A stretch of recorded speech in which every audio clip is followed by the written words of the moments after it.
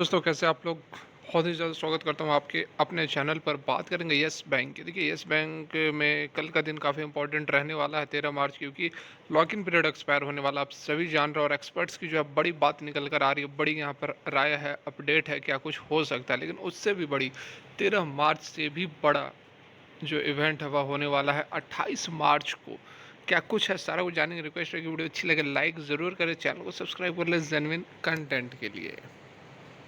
तो सबसे पहले हम यह जानने की कोशिश करते हैं कि कल की डेट में 13 मार्च को जो लॉक इन पीरियड एक्सपायर हो रहा है उसमें किस तरह का मूवमेंट हमें देखने को मिल सकता है, क्योंकि 3 साल से इंतज़ार कर रहे हैं लोग जो कि इसमें फंसे हुए हैं कह सकते हैं। लॉक इन पीरियड के बाद जिन्होंने भी इसमें इन्वेस्ट किया था वो इंतज़ार ही कर रहे हैं कि कब वो 3 साल हो और अपना माल निकाले। यहाँ पर आप देख सकते हैं जो टाइटल है वो आपके सामने है। यस बैंक स्टॉक्स में फोकस में face mass selling as 3 year RBI mandate lock in ends on Monday.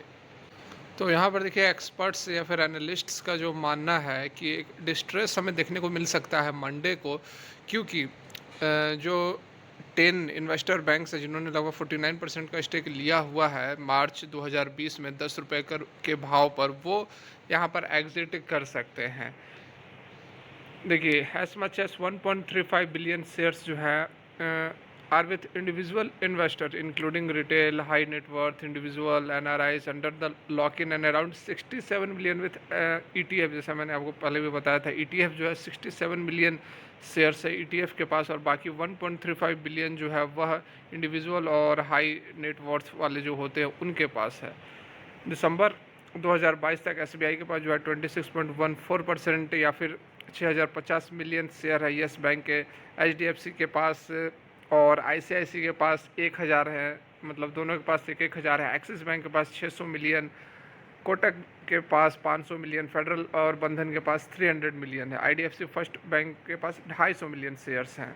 ठीक है, तो ये जो 8 बैंक्स है वो had originally almost 11 billion share in the bank. वहीं ईटीएफ जो है या फिर एएमसी हम कहते हैं, एसबीआई एएमसी के पास 23.67 बिलियन है यस बैंक के निफ्टी 50 ईटीएफ में। कोटक एएमसी के पास 11.99 बिलियन है। निपोन इंडिया के पास 10.56 मिलियन है। एसबीआई ईटीएफ के पास 6.72 मिलियन है। हालांकि जो 25% इनकी जो होल्डिंग्स है वो पहले ही निकाल चुके हैं, ऐसा यहाँ पर बताया जा रहा है। तो देखिए यहाँ पर बहुत बड़ी बात जो निकल कर आ रही है एसबीआई की तरफ से कि एसबीआई क्या करेगा, क्या प्रॉफिट बुक करेगा या फिर बने रहेगा। तो इसमें उन्होंने कहा है कि टिल मार्च 2023 तक we are required to hold 26% stake in Yes Bank, जो कि अभी भी बना हुआ है। ठीक है, our stake comes with 26% till March 2023। I am quite okay with that. इसके बाद we are not thought at the board level. तो इसके बाद कोई भी वैसी सोच नहीं है कि इसमें रहना है या फिर इससे एग्जिट करना है। और उन्होंने कहा कि I am unable to comment anything relating to our further course of action. जो एसबीआई के चेयरमैन हैं दिनेश खारा, उन्होंने एनालिस्ट्स को कहा था। तो यहाँ पर एक चीज़ क्लियर हो रही है कि ऐसी जरूरी। वहीं यदि हम एक्सपर्ट्स की माने तो आनंद दामा जो कि एमके ग्लोबल के हैं, उनका यहाँ पर कहना है कि जो रिटर्न रेशियो है वह बहुत ज़्यादा अच्छा नहीं है वैल्यूएशन के आधार पर।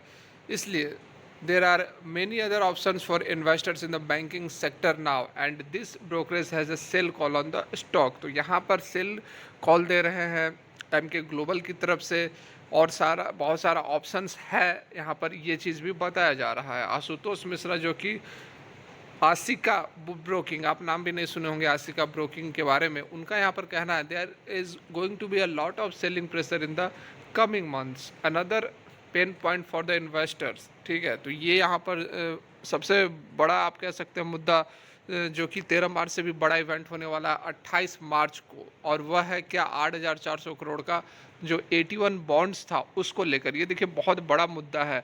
अगर आप नहीं समझ रहे हैं तो आप समझ ले, काफ़ी क्रूशियल रहने वाला है, क्योंकि ये जो सारा कुछ चल रहा है 13 मार्च एक्सपायरी लॉक इन पीरियड सारे लोग रट रहे हैं, ये कितना का मामला है? ये है 10,000 करोड़ का, क्योंकि 10,000 करोड़ इन्वेस्ट किया था, बाकी अदर 9 या फिर 10 इन्वेस्टर बैंक्स, उन्होंने 10,000 करोड़ का इन्वेस्टमेंट किया था। और ये अकेला 8,400 करोड़ का 81 बॉन्ड्स का मामला है। और इस पर बॉम्बे हाई कोर्ट ने तो राइट ऑफ, जो आरबीआई ने जो राइट ऑफ कर दिया था 2020 में, उसको बॉम्बे हाई कोर्ट ने फैसला को रद्द कर दिया। मतलब कि आप राइट ऑफ नहीं कर सकते, आपको 81 बॉन्ड होल्डर्स के पैसे देने पड़ेंगे। अब सुप्रीम कोर्ट ने इस पर स्टे लगा दिया है और नेक्स्ट जो हियरिंग है वो 28 मार्च को है। और यदि 8,400 करोड़ पे करना पड़ता है तो सोचो कितनी बड़ी बात हो जाएगी। 10,000 करोड़ के लिए आप इतना इंतजार कर रहे हो कि यहाँ पर लॉक इन पीरियड खत्म होगा तो प्रॉफिट बुक होगा, नहीं होगा, क्या असर होगा, नहीं होगा। लेकिन 8,400 करोड़, ठीक है, 8,400 करोड़ यदि बैंक को देना पड़ता है 28 मार्च को जो हियरिंग्स होनी है, तो ये कितना बड़ा इम्पैक्ट होगा येस बैंक के लिए। यदि पैसे नहीं देते हैं तो शेयर्स डाइल्यूट करने पड़ेंगे। और 8,400 करोड़ के शेयर्स को डाइल्यूट करने का मतलब कि 30 से 40% तक का जो है करेक्शन हमें स्टॉक के अंदर देखने को मिल सकता है। क्योंकि जैसे ही एक्स्ट्रा जो शेयर्स हैं वो मार्केट में आएंगे तो ऑटोमेटिक यहाँ पर जो एक शेयर का जो वैल्यू है वो डाइल्यूट हो जाएगा। जैसे कि एफपीओ का समय आया था 2020 में, जो 15,000 करोड़ का एफपीओ आया था, उस समय 26 रुपये स्टॉक चल रहा था, 26 रुपये से 13 रुपये आ गया था। तो ये चीज़ आपको बहुत अच्छी तरह से यहाँ पर समझ लेनी चाहिए। यहाँ पर आप देख भी सकते हैं, the bank and the RBI challenge the last month high court decision in the supreme court which upheld the order put on the hold, जो कि राइट ऑफ ऑर्डर को होल्ड किया था उसको चैलेंज किया गया है यहाँ पर। तो ये चीज़ आप बिल्कुल अच्छी तरह से समझ लें कि 8,400 करोड़ का जो मैटर है वह कतई कम नहीं है। यह 10,000 करोड़ का जो भी लॉग इन पीरियड का मामला चल रहा है। तो ओवरऑल यहाँ पर यदि कंक्लूड करने की कोशिश करें तो अभी आने वाले समय में स्टॉक के अंदर आपको प्रेशर देखने को मिल सकता है। और मेरी तरफ से फिलहाल आप दूरी बनाकर रखें, लेकिन 15 रुपये से नीचे यदि स्टॉक जाता है तो आप इसमें एंट्री ले सकते हैं। और एंट्री भी लेना है तो पूरा एक ही बार में नहीं, आप अपने पैसे को 2-3 भाग में बांट ले, 4 भाग में बांट ले। और जैसे 15 रुपये से नीचे जाता है तो आप 1/4 ले, और नीचे जाता है 50 पैसे, इस तरह कर करके तो आप 1/4 इसमें लेते रहे। क्योंकि अभी काफ़ी जो माहौल है वो बहुत अच्छा नहीं चल रहा है, लॉक इन पीरियड का प्रेशर है, सारे लोग यहाँ से एग्जिट करने की कोशिश करेंगे, फुल नहीं तो पार्सल तो एग्जिट करेंगे ही। और पार्सल एग्जिट करने से भी कुछ ना कुछ प्रेशर जरूर पड़ेगा। उसके बाद ये जो बॉम्बे हाई कोर्ट का मैटर जो सुप्रीम कोर्ट में चल रहा है ये भी बड़ा इम्पैक्ट लेकर आएगा। तो ऐसी बात हो सकती है कि सडन आपको कल के डेट में सारे लोग एग्जिट तो नहीं करेंगे, एग्जिट करेंगे तो धड़ाम से स्टॉक आधे तेरे 16 रुपये से 8 रुपये पर आ जाएगा। लेकिन ऐसा नहीं होगा, क्योंकि येस बैंक भी जान रहा है और जो इन्वेस्टिंग बैंक है वह भी जान रहा है। तो इसलिए धीरे धीरे करके अपना जो माल है वह कुछ ना कुछ बुक करने की कोशिश करेंगे। तो इसलिए महीने 2 महीने इसमें स्टॉक के अंदर आपको प्रेशर देखने को मिल सकता है। यह रियलिटी है, ये लॉजिकल एनालिसिस आप करोगे तो आपको समझ में आएगा। आपने इन्वेस्ट किया हुआ है तो ऐसी बात नहीं है कि बस ये ऊपर जाता रहेगा, ऊपर जाते रहेगा। तो यदि बात अच्छी लगे, समझ में आए तो लाइक करके हमें मोटिवेट कर, इनकरेज करें। And thanks for watching.